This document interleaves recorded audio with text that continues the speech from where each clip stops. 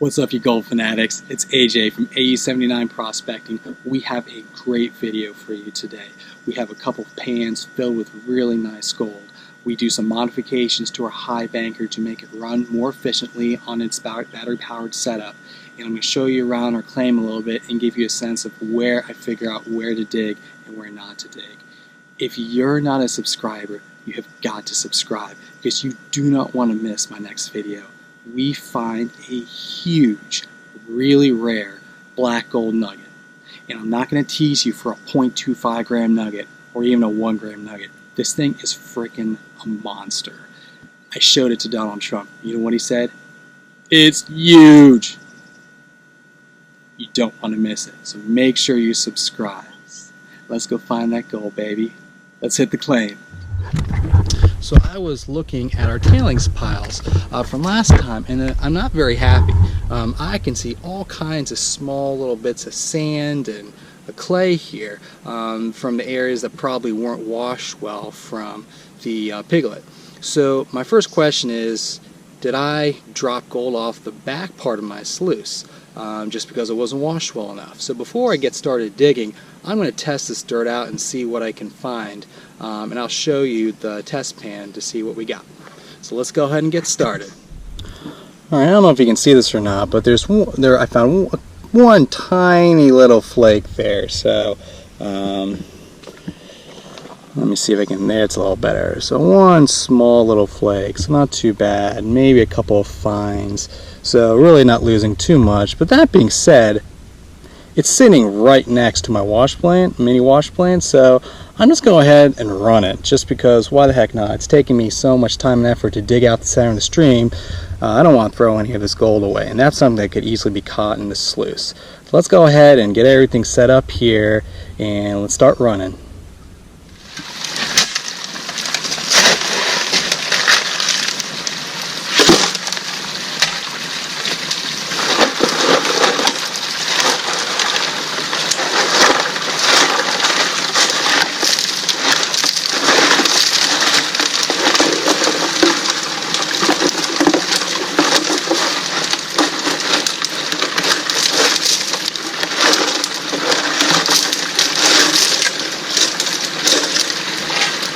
This is the gold I found from just rerunning my tailings, and it's not anything to write home about, but there's definitely a couple of small pieces in there.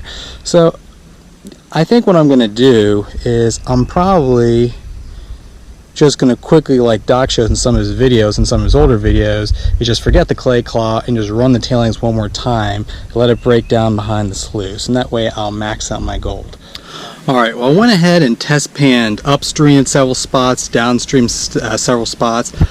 I found a little bit of color in every pan, but not much. So I went back to where I had been working and just moved a little bit forward, staying deep and just above the really thick clay layer, and I found way more color and bigger pieces there. So I'm just going to keep working where I've been working, because that's what the test pans tell me to do. So we'll go ahead and get started again.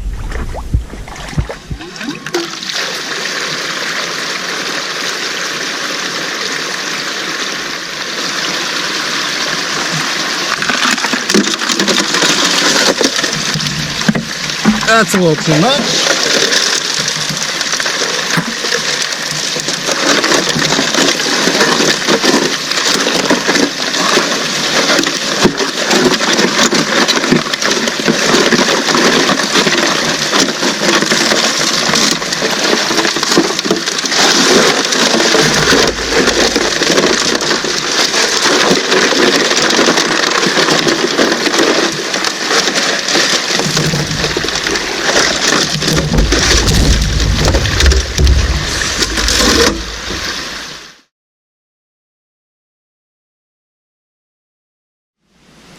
So we're going to go ahead and kind of slowly swirl it back here and see what we got.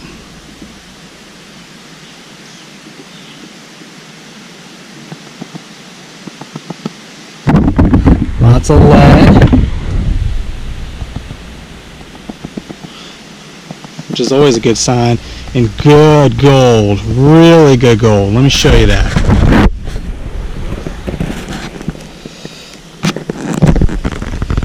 That is awesome. You can see a nice little chunk right in the middle there. Very good. Lots of small pieces. Let me see if I can clean it up a little bit more. Oh yeah, look at that. Sweet. Only 3 buckets too.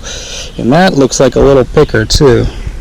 Keep going. Now look at this really quick. This is why I use jet dry here. Are those leaves floating in the water here? Nope. That is gold. And that's why you always want to use jet dry.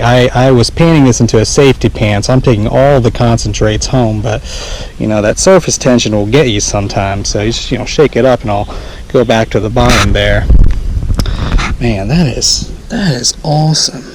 Alright, so that pan was awesome. I am totally stoked. And let me show you sort of the layer I'm working. I took a lunch break, and it's really hard to tell because you move a little bit and you start with all the silts. But let me see if you can appreciate it. But, you know, you've got the top layer. You're never going to have any gold on the top layer. You can see some, you know, small tailings piles where I'm sure people have been panning here in the past.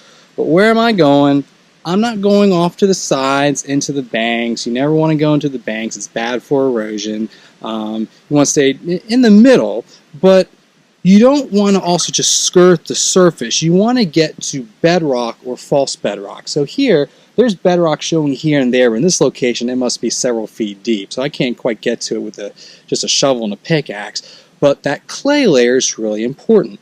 And you want to keep going down until, you know, if you've got clay in your area, you have clay, but there's rocks embedded in the clay. If there's just pure clay there, you're not going to find much gold in it. So, you know, you got another, you know, small tailings pile here, but this is a great example of it. This is clay, but you look and see all the rocks embedded in the clay. That's what you're looking for. There may be gold in that. You know, I'm going to show you here. This is another layer of clay off in the bank here. There's not going to be much gold in it because there's no rocks in it. So we're not going to worry about that layer. We want to go deeper down. So we'll go ahead and keep digging, and I'll show you some of our runtime. Alright, we're going to try something a little different for the next couple buckets here. Because the gallons per hour overall is pretty low because we're using a battery powered pump, I'm just going to try and turn the spout upwards, and that way hopefully the water is going to come up and I can create a little fluid bed here and really rinse the material well and then let it go down. So I don't know if this is going to work well or not, but give it a shot. All about experimenting here, see what works better.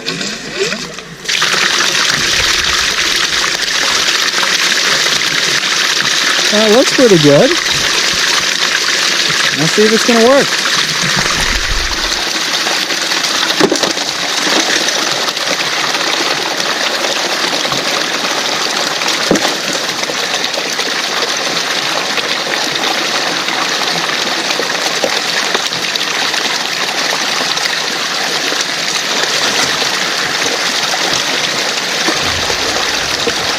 I really like this.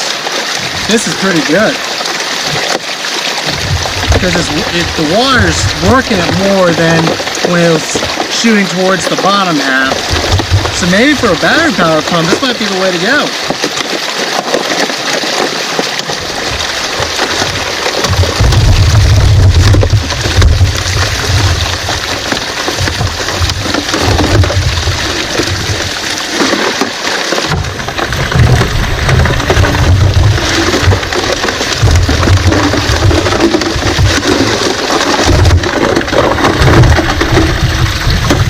Material is kind of melting in here. Oh, I really like this.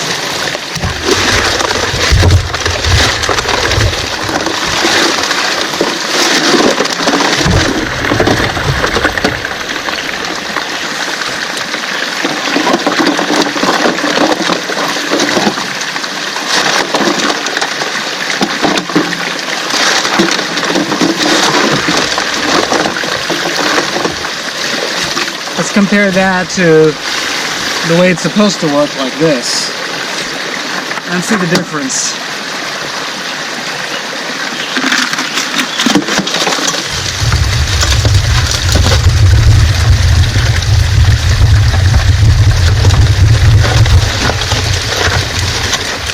See, the problem with this is there's not enough water heading higher up, so you're having to kind of work the material from the bottom up. I think it takes a little longer that way. The material up here isn't getting washed at all. So if I rotate it like this,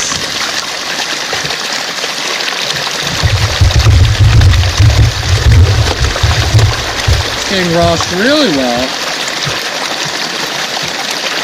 My conclusion is this is a better way to run when you got clay, and I think I'm going to run like this from now onwards. This helps break up the material a lot better because you basically have created a fluid bed in here. Alright, this is my second mat cleanup. This is after about 6 buckets. And we'll see what we got. I panned it down all the way to here, put a little jet dry in, and let's see what we got.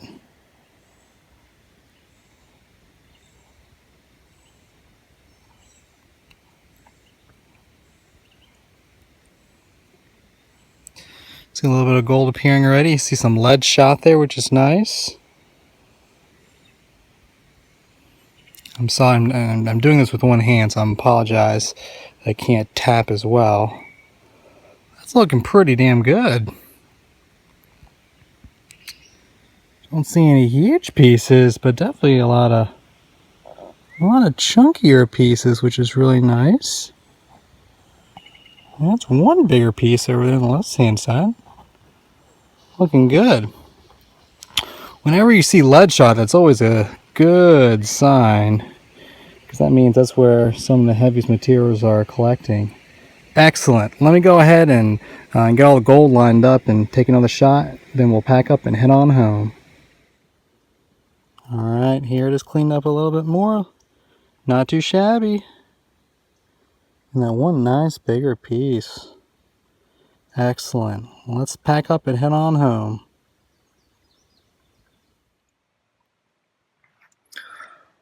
Alright, well, let me show you what I see after I've run the concentrates through the washer mat of my multi-sluice. I am pretty impressed with the amount of gold after running only 9 buckets. We'll take a look here. There's a couple of concentrations of gold. That's definitely the biggest one right in the middle of the screen there. That looks pretty awesome. There's a couple smaller ones I'll layer up too. There's a nice one right there. Nice little piece on the right hand side as well. And as you move down, you'll still see a decent amount of gold here and there, but there's more and more black sand.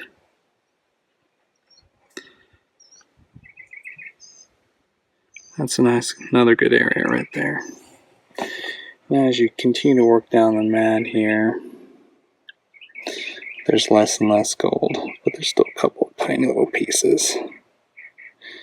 Here's our total from about 9 buckets. Let's go ahead and weigh it up and see what we got.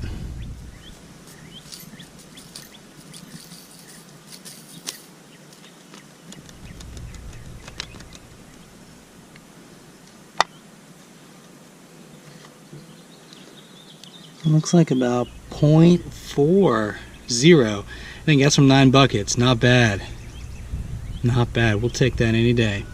Alright guys, so that was a pretty successful outing. Anytime you can get a little under half a gram of gold moving only 9 buckets of material, that's pretty good. I'll take that any day. We definitely had to invest a lot of time prospecting around, doing a lot of test pans. You know what? That's part of the game. You don't want to dig in an area without any gold, and the only way to know what the gold is to do test pans. Remember, if you haven't subscribed, make sure you subscribe because you don't want to miss my next video. I have no idea how I'm going to top my next video ever because this thing is a monster. Huge gold nugget measured in grams with an S. You don't want to miss it. So until next time guys, peace out.